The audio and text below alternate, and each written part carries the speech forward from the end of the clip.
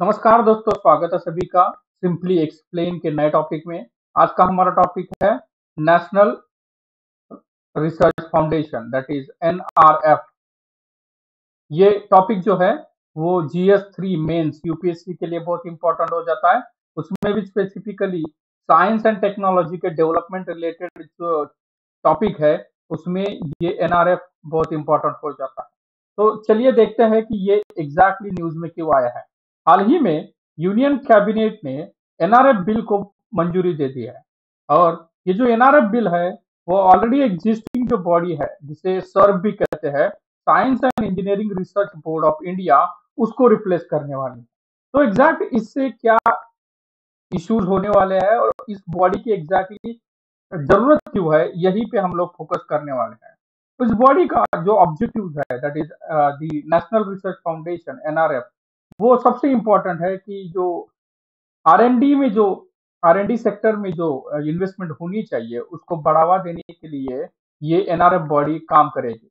उसमें भी private sector सबसे इम्पोर्टेंट है। We know that in India private sector एक मेजर चंक बनता है, फिर भी उसका अगर कंट्रीब्यूशन देखेंगे तो वो बहुत कम है एज कम्पेयर टू गवर्नमेंट। मतलब अगर एक्चुअली जाए तो ओनली 35% प्राइवेट सेक्टर कंट्रीब्यूट करता है।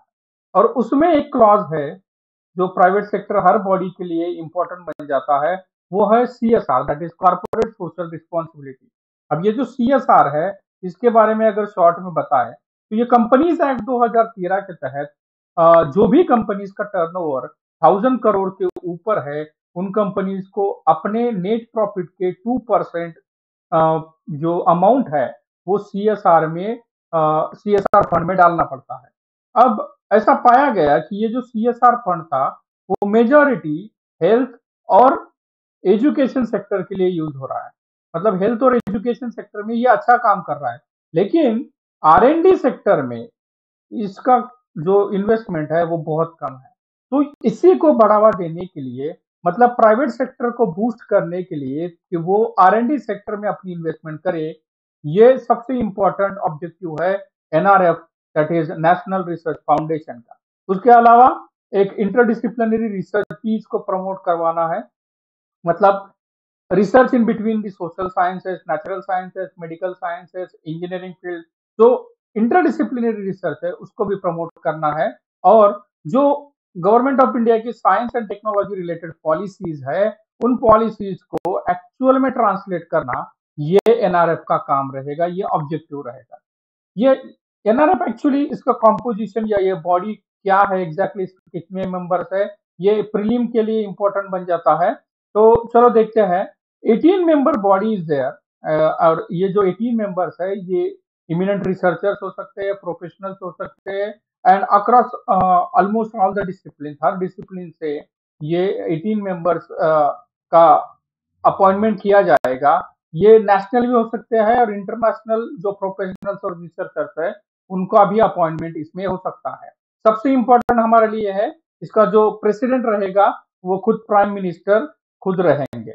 इसकी जो एडमिनिस्ट्रेटिव बॉडी है या नोडल एजेंसी है वो है department of science and technology, जो इसका एडमिनिस्ट्रेटिव वर्क हैंडल करेगी। तो ये मैटर हमारे लिए प्रीलिम के लिए इंपॉर्टेंट हो जाता है। अब सबसे इंपॉर्टेंट बात कि एनआरएफ की नीड क्यों थी। जैसा कि यहाँ पे मैंने जो कुछ पॉइंट्स लिखे हैं, वो पॉइंट्स आप लोगों को डिस्कस करना बहुत इंपॉर्टेंट है। लो इन्वेस्टमेंट इन R&D, ये फैक्ट है इंडिया का। अगर हम लोग कंपेयर करें चाइना और यूएस से, तो पता चलेगा कि R&D expenditure to the GDP ratio is only 0.7%। वहीं पे अगर चले जाओ चाइना में तो वो 2.1% है और यूएस में 2.8% है। इवन जो पॉलिसीज है वो भी टारगेट करती है इंडिया के लिए 2% के लिए। और 2% के कंपैरिजन में 0.7% बहुत लो इन्वेस्टमेंट है, R&D है।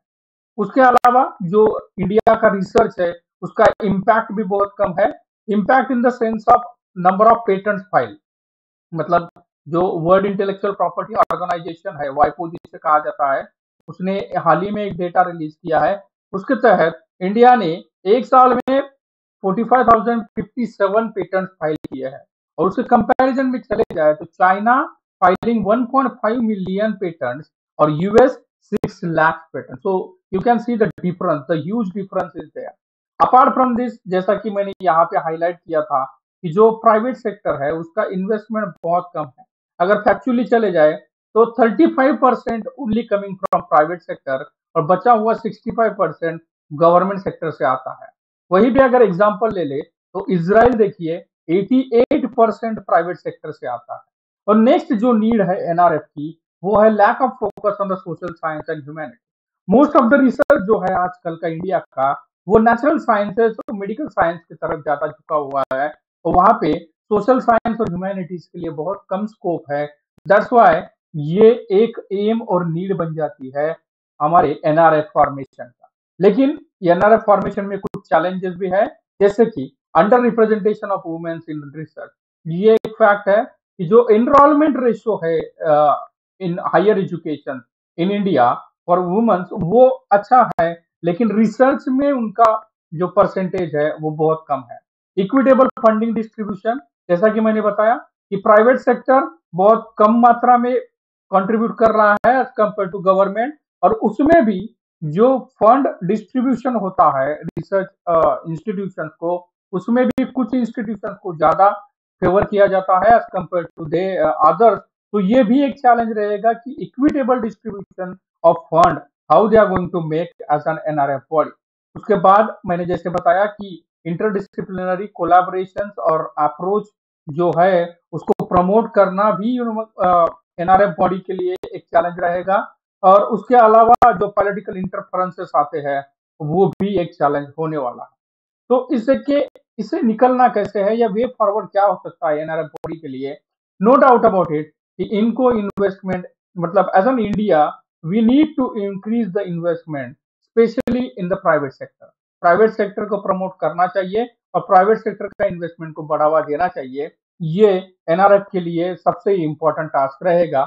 उसके अलावा जो रिसर्च स्किल है इंटरनेशनल लेवल पे उसके कंपैरिजन में Indian research skill is very what we can say inferior.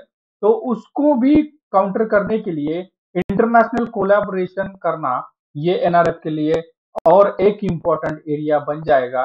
अगर हम लोग इसको देखेंगे ओवरऑल तो ये पता चलता है कि जीएस 3 का जो साइंस एंड टेक्नोलॉजी वाला पार्ट है उसमें डेवलपमेंट वाला पार्ट आता है।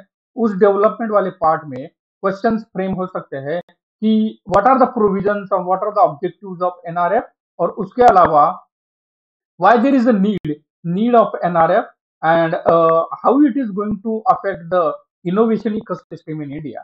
तो ये एक क्वेश्चन बन सकता है। उसके अलावा प्रीलिम में फैक्चुअल बेस्ड क्वेश्चन भी इसके ऊपर आ सकता है। आई होप ये इंफॉर्मेशन आपके पढ़ाई में इंपॉर्टेंट रहेगा। अगर आपको वीडियो अच्छा लगे तो चैनल को सब्सक्राइब कीजिए और वीडियो को लाइक भी कीजिए। Thank you for watching.